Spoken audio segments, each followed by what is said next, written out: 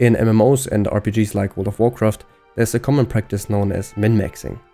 And min-maxing basically describes getting rid of all of the weaknesses of your character and enhancing your strengths and making them as powerful as possible.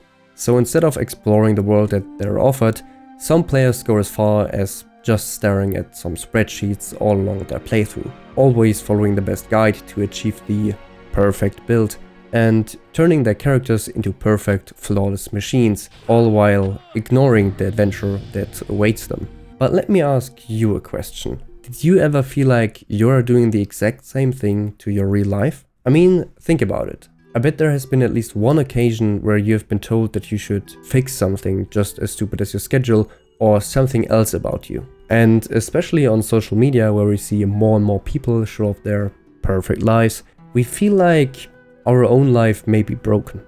And you may start to ask yourself, what am I doing wrong?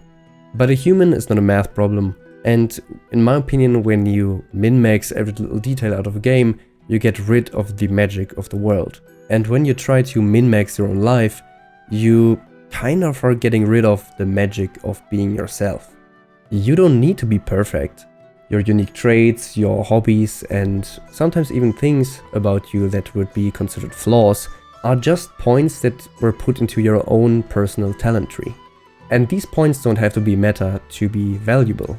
Today I want to talk about why it may be time to ignore the pressure of society and learn to embrace a, let's call it, build that actually makes you happy. The best example of standardized builds and many guides I can give is World of Warcraft, because it's the one that I mainly tend to when thinking about this kind of perfection aiming with min-maxing all of the time. And in WoW there are certain builds that everyone kind of needs to follow, or at least they are, because they provide the maximum efficiency, rather than just speccing whatever you want because you think it is fun. And if you choose something else than these meta builds, you're getting looked on, and sometimes they won't even run a dungeon or a raid with you because your build is wrong. And just like that, people in real life could see certain quirks that are labeled as flaws and which would be seen as cringe in today's society. And this can not only be applied to your quirks and certain traits of your personality that you're embracing, but it could also be seen as this blueprint that everyone is chasing in life. Like getting the best education, getting a job, buying a house, finding a wife, building a family, and so on, so on. And if you don't achieve those things in this order, then people may assume that you don't have a plan in life and that you are ruining it as well. But life doesn't work like that. It's not a linear path. It's mainly living in curves. Not every way is the same, and everyone has their own little journey in the time that we're given.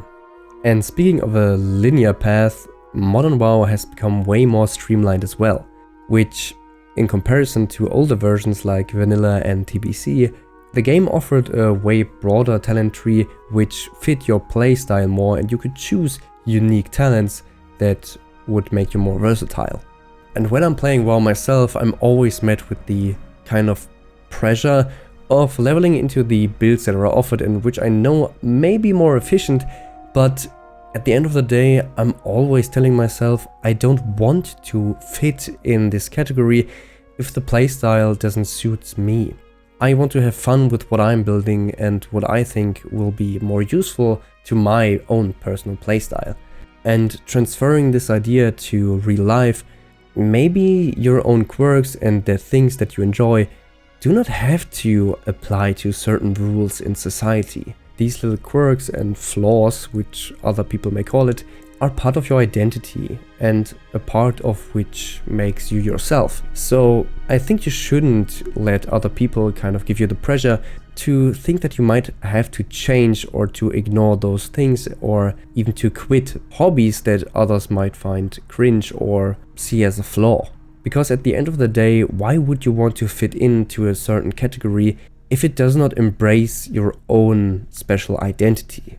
And I'm really sure that if you just keep on being yourself, you will attract the right kind of people that appreciate you for the person that you are and that will accept your little quirks, your flaws in other eyes, and which will actually appreciate the hobbies that you have.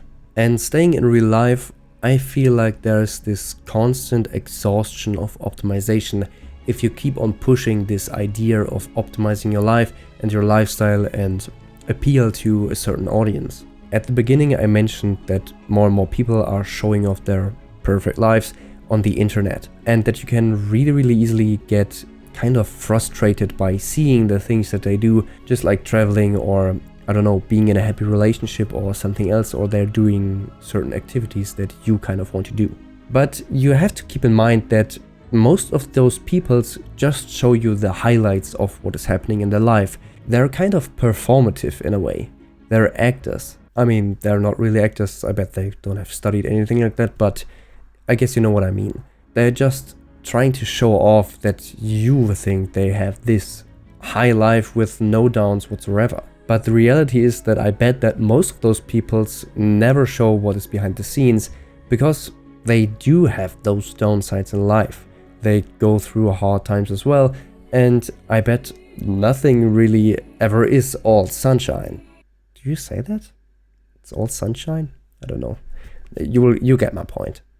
And I do think that there are certain things that you can make more efficient and that you should take care of, like your sleep, what you're eating and whatsoever, but do it in a healthy way. Don't do it to appeal to a certain group of people. Don't do it to get rid of what makes you you, but just keep it in a healthy manner. And I've seen like this kind of trend going on where people are trying to adapt a certain personality style, like these Pilates girl, clean girl, gym girl, tomato girl, brat girl. Like, what even are those things, man? Just be yourself. Don't bend yourself in a way that you appeal to a certain group of people. You have your own little quirks that make you you, and those things make you more beautiful. And these things are beautiful as they are just you. There's no one else like you.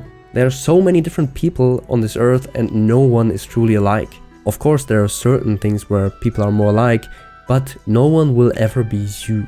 So you should definitely start to embrace your flaws and not try to get rid of them. And there has been a quote that I've seen in the last few days, which has made a great impact on me and which was one of the main drivers of me actually making this video.